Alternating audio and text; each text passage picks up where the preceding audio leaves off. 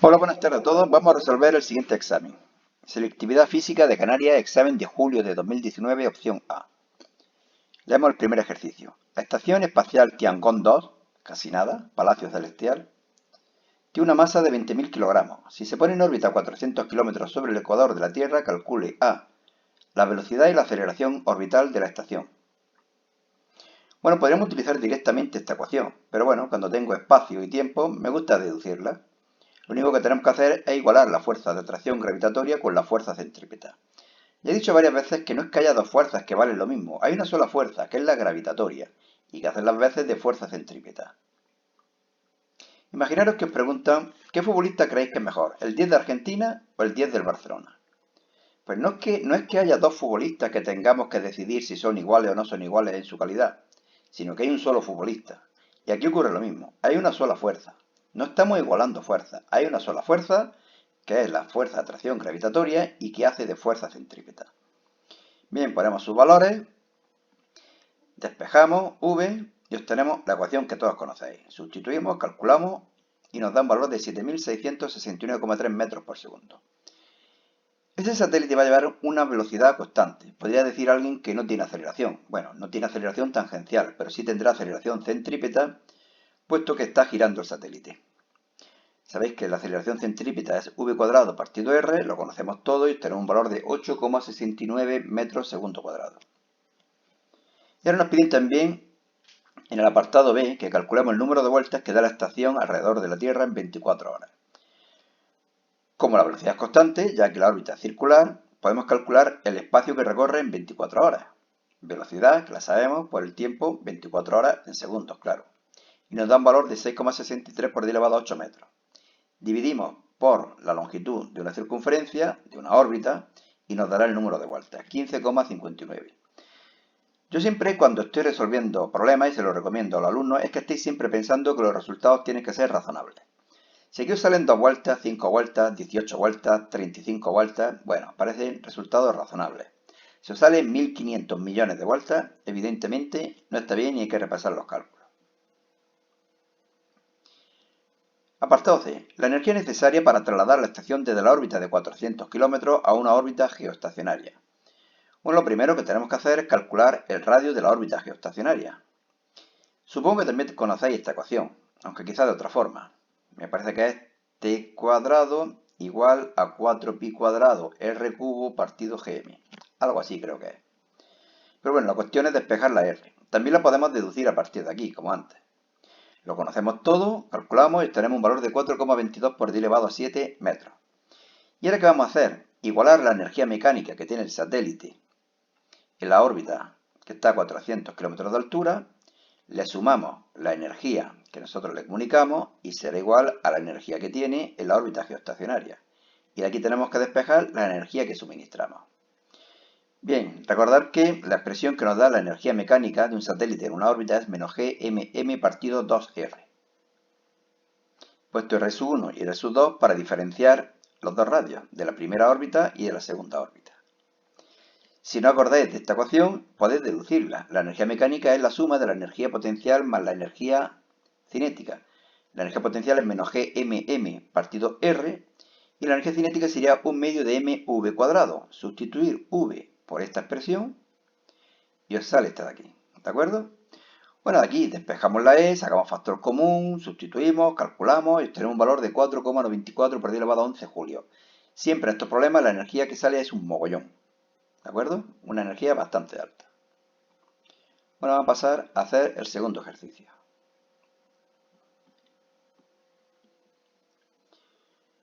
Lo leemos. Por una cuerda se propaga una onda armónica cuya ecuación es I igual a 0,8 seno de 6t más 10x menos pi medio, donde x e y se miden en metros y t en segundos. Calcule A. El periodo, la frecuencia, el número de onda y la longitud de onda.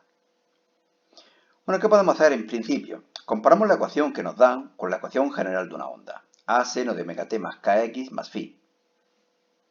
Comparándolas, vemos que A vale 0,8, que omega vale 6, que K vale 10 y que phi vale menos pi medio.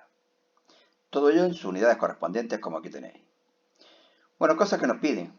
Una de ellas, el número de ondas, ya lo tenemos, 10 radianes por metro. Otra cosa que nos piden, la frecuencia. Sabéis que omega es igual a 2pi por f, f será igual a la pulsación angular omega entre 2pi y me da 3 partido pi hercios. Otro dato que me piden, el periodo, el inverso de la frecuencia, pi tercios segundos. Y otro dato que me piden, la longitud de onda, 2pi partido k, 2pi partido 10, o lo que es lo mismo, pi quinto metros. Apartado B, la velocidad de propagación de la perturbación, así como la velocidad máxima de cualquier punto de la cuerda. Bueno, la velocidad de propagación es igual a lambda por f, o lo que es lo mismo, lambda partido t, como queráis. Lambda por f sería lambda que vale pi quinto, aquí lo tenemos, y f que vale 3 partido pi, aquí lo tenemos. Da un valor, pi se va de 3 quintos, lo que es lo mismo de 0,6 metros por segundo. La velocidad máxima de vibración de las partículas. La velocidad de vibración de las partículas es igual a la derivada de la elongación con respecto al tiempo. Es decir, tenemos que derivar esta expresión con respecto al tiempo. 0,8 es constante, la derivada de lo que hay dentro es 6 y la derivada del seno que es el coseno. Me queda esto de aquí. ¿Pero cuándo tendrá un valor máximo? Pues cuando el coseno de todo este ángulo valga o 1 o menos 1. Y por lo tanto la velocidad máxima de vibración tiene dos valores, uno positivo y otro negativo. 0,8 por 6, que es más o menos 4,8 metros por segundo. El valor positivo cuando la partícula se mueve hacia arriba y negativo cuando se mueve hacia abajo. Apartado C, la diferencia de fase en un instante dado entre dos puntos de la cuerda separados entre sí una distancia de 30 centímetros. ¿Qué tenemos que hacer para calcular la diferencia de fase? Bueno, lo que tenía aquí dentro del paréntesis, en unas condiciones de tiempo o de posición, se lo restamos en otras condiciones de tiempo o de posición. Fijaros que aquí nos dicen que estamos en un instante dado, es decir, el tiempo permanece constante. Lo que cambia es x, entre dos puntos separados 30 centímetros. Bueno, pues yo voy a poner esto con x1 y esto mismo con x2, los restos y ya ves que sale. La diferencia de fase, ya digo, sería lo que hay en el paréntesis menos lo que hay en el paréntesis con otras condiciones, x1 y x2. ¿Qué puedo hacer? 6t y 6t se van a tomar viento. Pi medio y pi medio se van. ¿Y qué me quedaría? 10 que multiplica x2 menos x1. Pero x2 menos x1 me están diciendo que es 30 centímetros, o lo que es lo mismo 0,3 metros. Multiplico y me da 3 radianes. La diferencia de fase se expresa en radianes. Bueno, vamos a hacer el tercer ejercicio. Recordad que son 6. A partir de ahora ya más cortos y más fáciles. Considere una lente divergente. Dibuje el diagrama de rayos para formar la imagen de un objeto de altura h, que lo tenemos aquí, en negro, situado a la izquierda del foco. Bueno, pues el foco lo he puesto por donde me ha aparecido. Aquí, por ejemplo. Y también situado a la derecha del foco. Aquí lo tenemos, a la derecha del foco. Estas son las dos partes del ejercicio que nos proponen. Indique razonadamente qué tipo de imagen se forma en cada caso. Bueno, como siempre trazo dos rayos. Uno paralelo al eje óptico que se desvía pasando por el foco imagen. Pero claro, las lentes convergentes sería por aquí. El foco imagen está a la derecha, pero la lente divergente está a la izquierda. Por lo tanto, se separa del eje óptico con qué dirección, con la que me llevaría hasta el foco que hay delante de la lente. Esto es lo que ocurre en las lentes divergentes. Y el segundo rayo es el que pasa por el centro de la lente y no se desvía. ¿Dónde se cruzan los dos rayos? No se cruzan los rayos, se cruzan las prolongaciones de los rayos. Por lo tanto, la imagen es virtual. ¿De acuerdo? Aquí no estaría mal que lo explicarais. Imagen virtual porque no se cruzan los rayos, sino que se cruzan las prolongaciones de dichos rayos. Evidentemente vemos que la imagen es derecha, esta está para arriba y esta está para arriba. Es decir, las dos flechas están apuntando hacia arriba. Y evidentemente la imagen es menor. ¿Qué ocurre cuando situamos el objeto a la derecha del foco? Pues prácticamente lo mismo. Rayo paralelo, se desvía, el que pasa por el centro de la lente, se cruzan las prolongaciones y por lo tanto la imagen sigue siendo menor, virtual y derecha. Vamos al ejercicio número 4.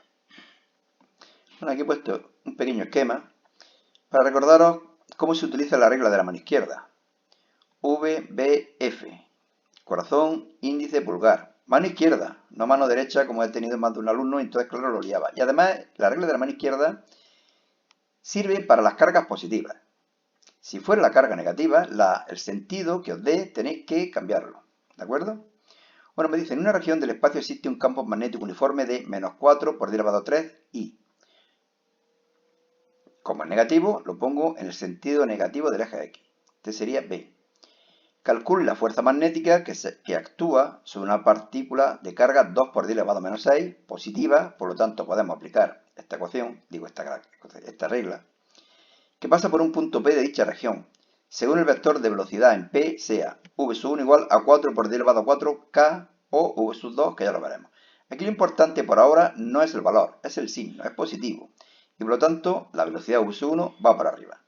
Y ahora aplicamos la regla de la mano izquierda.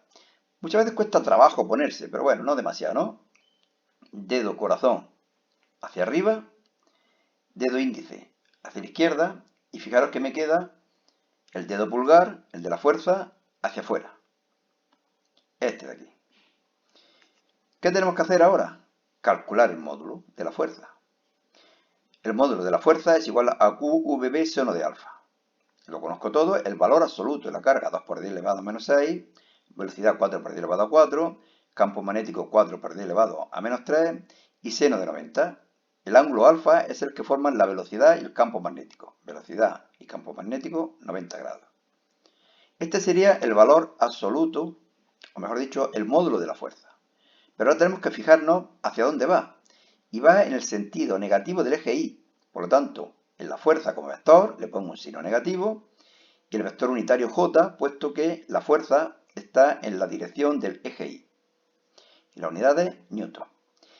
Y ahora repetimos lo mismo. La verdad es que no sé por qué ponen dos veces lo mismo. Ahora que nos dicen que, bueno, el campo magnético igual, que la velocidad es positiva en el eje Y. Pues positiva en el eje Y. Y aplicamos de nuevo la regla de la mano izquierda. V, que es el dedo corazón hacia adentro, B hacia la izquierda y os queda el pulgar F hacia arriba. Por lo tanto, cuando hagamos los cálculos, que se hacen prácticamente igual que antes, solamente que la velocidad tiene un módulo distinto, 5 por 10 elevado a 4, me da un valor de 4 por 10 elevado a menos 4. Pero al darme la fuerza hacia arriba, en el eje Z, tendré que poner la positiva y el vector unitario K. Y Newton. Yo para acordarme de este orden VBF, recuerdo 3 deportes de menor a mayor seguimiento. Voleibol, baloncesto, fútbol. Bueno, pues seguimos, ¿no? Que vamos un poquito lento hoy. Quedan 2 ejercicios, aunque supongo que son cortos. Antes que se me olvide, en este canal, o en este blog, mejor dicho, podéis leer relatos y novelas que he escrito últimamente. Bueno, seguimos. Considere un protón y un electrón separados entre sí a una distancia de 2 por 10 elevado a menos 6 metros. Calcule el módulo de la fuerza entre ambas partículas y la energía potencial electrostática de este sistema de carga. Nos piden efectivamente módulo, no nos piden la fuerza. Si no, me tendrían que dar en qué posiciones están, por lo menos, dentro de un sistema de ejes. Como el módulo, sería F por K, valor absoluto de las cargas y distancia al cuadrado. K, valor absoluto. Si aquí alguien pone un menos 1,6, aquí va a salir negativo. Y no tiene sentido un módulo negativo. Hay que poner el valor absoluto de las cargas, la distancia. Me las dan al cuadrado, era supongo 2 por 10 elevado a menos 6, ¿no? La distancia. Sí, al cuadrado, que será 4 por 10 elevado a menos 12. Me da el valor de la fuerza. Y ahora energía potencial, pues KQQR. Y aquí sí tenemos que poner el signo de las cargas, puesto que la energía potencial puede ser positiva o negativa. Aquí pongo la carga del protón, aquí la carga del electrón negativa, la distancia, yo tengo un valor negativo, menos 1,15 por 10 elevado a 22 julios por culombio. ¿Julios por culombio? ¿Qué dices, colega? ¿Cómo hace julios por culombio? Julio es una energía, ¿de acuerdo? Si alguna vez veis algún error de esto garrafal, pues nada, me lo ponéis en algún comentario, corrijo y cuelgo el vídeo arreglado. La verdad es que cuando lo estoy haciendo, tengo fallos que no veo cuando los reviso, pero que sí los veo cuando los leo. Voy a tener que revisarlo leyendo. Me voy a quedar afónico, pero bueno. Y el 6. En el 6 tenemos a nuestro amigo Alberto.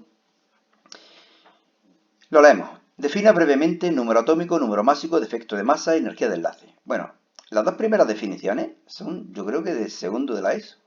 Pero bueno, siguen poniéndolo. Número atómico. Número de protones que hay en cada uno de los núcleos de los átomos de un elemento. Punto y final. Número másico. Es el número de protones más neutrones, es decir, aquí me he equivocado. Nucleones.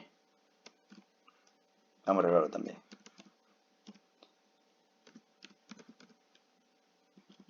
Quería poner entre paréntesis que los protones o neutrones se llaman nucleones. Y había puesto otra vez neutrones. Bueno, es el número de protones más neutrones, es decir, nucleones, que hay en el núcleo de un átomo. Y estos dos ya sí son de segundo de bachillerato, esas dos definiciones. Defecto de masa, bueno, aquí lo tenéis. Es la diferencia entre la masa de las partículas que constituyen un núcleo y la masa de dicho núcleo. Aquí lo tenéis. Y apartado D, energía de enlace.